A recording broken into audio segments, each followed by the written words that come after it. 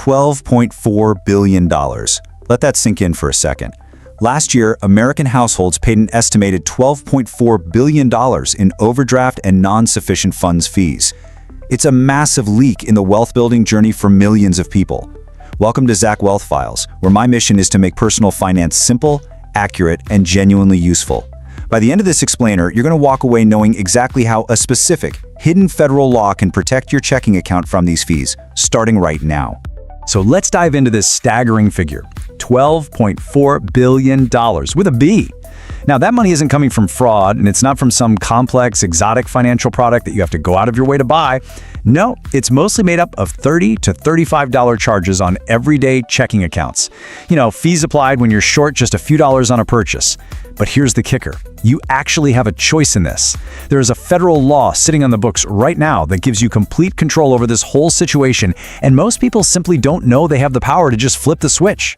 To understand how to protect yourself, we have to look at the massive gap between the penalty you pay and the actual cost to the bank.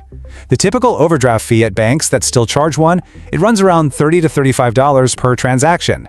But the bank's actual estimated cost to process that overdraft? Roughly $5. I mean, think about the math there. You're short $9 on a quick lunch, and boom, the penalty is $35. That fee can actually be several times larger than the transaction that triggered it in the first place. Now, according to data from the Financial Health Network, this fee doesn't spread itself evenly across the population.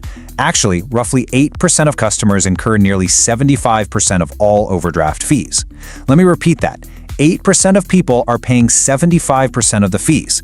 This isn't just something most people pay occasionally. It's a fee that a very small, specific group of customers pays repeatedly, sometimes multiple times in a single month. And unfortunately, that small group disproportionately consists of folks already facing financial strain. The Financial Health Network found that financially vulnerable households spent 17% of their entire income on interest and fees in 2024. 17%! So the crucial point here is that this isn't just some minor friction in the banking system. It is a massive $12 billion annual transfer of wealth running in one direction, from the households with the absolute smallest financial margin to the institutions with the most. So why is it so hard to escape once these fees start? Well, think of it like a snowball rolling down a hill. An overdraft happens when a transaction hits your account and there just isn't enough money to cover it. Let's say it's Tuesday. You're just a few dollars short, but you don't realize it. At noon, a $9 lunch purchase goes through, dropping your balance below zero. Bam! Fee number one, $35. Now, because of that fee, your balance is even deeper in the red. So at 2 p.m., an automatic subscription hits. That's fee number two. Wednesday morning at 8 a.m., you buy a coffee. Fee number three. What started as a tiny $9 gap has now cascaded into over $100 in penalties in under 24 hours. To really understand the foundation of the system, we need to look at a historical practice called transaction reordering. Historically, some banks would take your day's transactions and process them largest to smallest, rather than the chronological order they actually occurred. Why? Because a single large transaction drains your balance first, meaning every tiny transaction that follows will trigger its own separate $35 overdraft fee. Now, to be fair, litigation has curbed this specific practice at many banks today, but I'm sharing it with you so you understand the underlying design philosophy. The system was historically engineered to multiply penalties, not minimize them. So you might be wondering, what is the government doing about all this? Well, let's look at how this built up over time. Back in 2010, a rule called Regulation E was established, and we're going to talk a lot more about that one in a minute. Fast forward to December 2024. The Consumer Financial Protection Bureau, or CFPB, finalized a major rule that would have capped most large bank overdraft fees at just $5, starting in late 2025. However, in the spring of 2025, Congress utilized the Congressional Review Act to repeal that cap before it ever took effect. On May 9, 2025, that repeal was signed into law, effectively killing the $5 cap rule. As a result, looking at 2026, the trajectory of these fees is moving upward once again. In the aftermath of that rule's repeal, the revenue remains massively concentrated at the very top. According to analysis by the National Consumer Law Center, JP Morgan Chase and Wells Fargo each collected roughly $1 billion in overdraft fees in 2025. $1 billion each. And the top 20 consumer banks, they collectively earned about $4 billion in overdraft revenue that same year. While that recent cap was killed, there is an uncontested piece of federal law from 2010 that puts you squarely in the driver's seat. known as Regulation E. It requires banks to get your affirmative opt-in consent before they can charge you an overdraft fee on one-time debit card purchases and ATM withdrawals.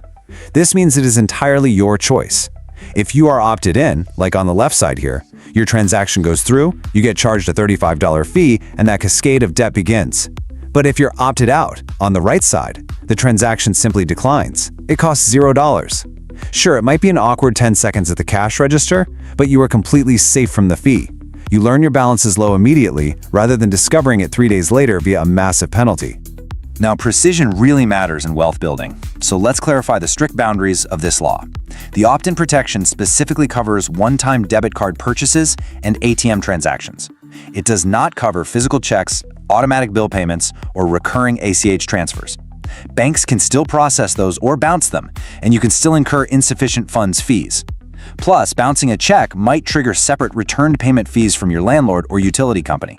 So, while opting out handles the most common leak, your everyday swiping, you still need to manage your checks and auto-pays carefully. At Zach Wealth Files, we don't just talk about problems, we build systems to solve them. Here's a practical, concrete 6-step action plan you can execute this evening to permanently take control of this situation. Step 1. Log into your bank app or call the number on the back of your card to find your current setting. Are you opted in or opted out? Step 2. Make a deliberate choice. For most people, officially opting out is the smartest move to save money. Step 3. Because checks and auto-pays aren't covered, leave a buffer for those essential bills. Step 4. Set up low balance alerts in your app. Have it text you if your balance drops below $50 or $100. This is free, incredibly cheap insurance. Step 5. Shop around, which we'll cover in a second. And Step 6. If you are ever wrongly charged an overdraft fee after you opted out, dispute it. If the bank won't help, file a formal complaint at consumerfinance.gov. Banks actually respond to these compliance complaints, and people frequently get their money refunded. Let's zoom in on Step 5 for a second. If you find yourself paying these fees multiple times a year, the most powerful move for your long-term wealth isn't just managing the fee, it's leaving it entirely. The market has shifted, and several major institutions have completely eliminated overdraft fees. Capital One, Citibank, Ally Bank, Discover, and a growing list of online banks charge zero overdraft fees. Switching your primary checking account to one of these institutions is one of the absolute highest leverage actions you can take to permanently delete this penalty from your financial life. Before we wrap up, remember that personal finance landscapes shift and individual situations vary. First, as always, this explainer is strictly general education based on public data. It's not a substitute for reading your own account agreements or getting personalized financial advice from a licensed professional. Second, while the federal cap was repealed, regulatory rules are actively changing at the state level. Third, if you bank with a credit union, know that they operate under a separate regulator. Data from the NCUAS shows credit union members paid $5.4 billion in these fees in 2024 alone, so different rules and fee structures apply there. Always verify the current terms directly with your specific institution. The ultimate takeaway is this: you have the power to control your own account, regardless of what regulators in Washington decide to do next.